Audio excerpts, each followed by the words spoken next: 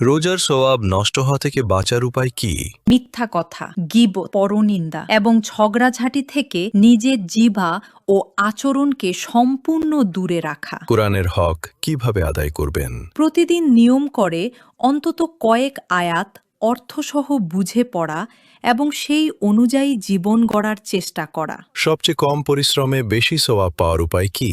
অন্য কোনো রোজাদারকে ইফতার করানো, একটি খেজুর বা পানি দিয়ে হলেও, এতে তার সমান সওয়াব পাওয়া যায়। রাতের বিশেষ এবাদত কোনটি?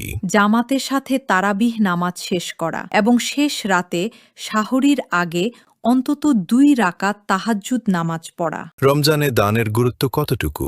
রমজানে দান করলে অন্য সময়ের চেয়ে বহুগুণ বেশি সওয়াব মেলে, তাই সামর্থ্য অনুযায়ী বেশি বেশি দান করা। শেষ 10 দিনের প্রধান লক্ষ্য কি হওয়া উচিত?